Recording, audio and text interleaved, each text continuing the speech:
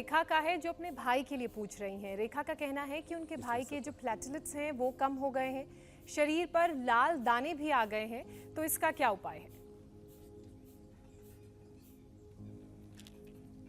Readymade तो मैंने कहा डेंगू नील ले लें, और बाकी आज जूस बता ही रहे हैं 8:30 बजे के लिए हमने जो रखा हुआ था, अब वो जूस की तैयारी उधर चल रही है। देखो अनार भी आ गया है, और गिलोय है, पपीते के पत्ते हैं, वीटग्रास है, एलोवेरा है।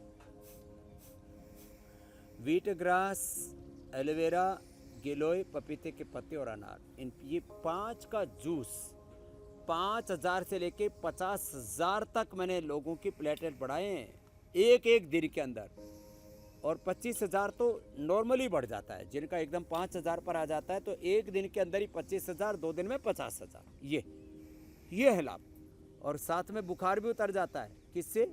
गिलोय से। गिलोय बुखार भी उतारती, प्लेटलेट भी बढ़ाती है। और ज़्यादा ही फिर बुखार हो जाता है तो फिर उसमें महासुदर्शन घनवटी, त्रिभुवन कीर्ति रस या ज्वरनाशक वटी, और ज्वरनाशक क्वाथ भी हम देते हैं साथ में, उसका भी सेवन और कर लें। ये ज्वरनाशक क्वाथ भी हमने बनाया हुआ है, ये भी सबको उपलब्ध हो जाता है। ये छोटी छोटी चीज़ें हैं, इनका ध्यान रखेंगे। ठीक है स्वामी, निश्चित रूप से।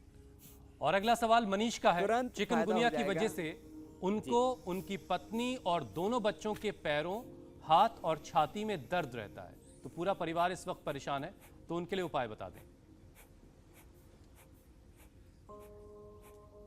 चिकनगुनिया के लिए एक तो गिलोय और तुलसी का तो काढ़ा पिए, और गिलोय तुलसी के काढ़े के साथ साथ में हम ये जो वातेष्टि बोलते हैं, वातेष्टि से यजन करें, और चंद्र प्रभावटी, कैशोर गुग्गुल खाने के बाद, और यदि साथ में यूरिक एसिड भी बढ़ा हुआ तो गोक्षरादि गुग्गुल भी ले सकते हैं। तो कैशोर गुग्गुल, गोक्षरादि गुग्गुल और चंद्र प्रभावटी खाने के बाद खाली पेट पुनर्नवादि मंडूर ले ले, गिलोय का काढ़ा या गिलोय का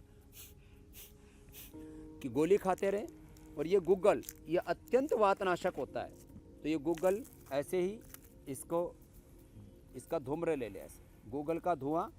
और जिनको ज़्यादा ही करना है तो वातेष्टि और ये सब दिव्येष्टि आदि भी है, ये भी इसमें हमने सारी औषधियाँ डाल रखी हैं, और इससे अद्भुत लाभ होता है।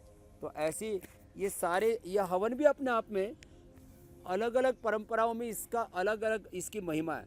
ठीक है कि लोग जो है अनिष्ट के निवारण के लिए, स्वास्थ्य सुख समृद्धि और शांति के लिए, समृद्धि के लिए और सिद्धि प्राप्ति के लिए भी हवन करते हैं, लेकिन हम आरोग्य के लिए जो इसकी महिमा है ना, अब इसके धूम्र को ऐसे धूम्र लेकर के और इसी में ही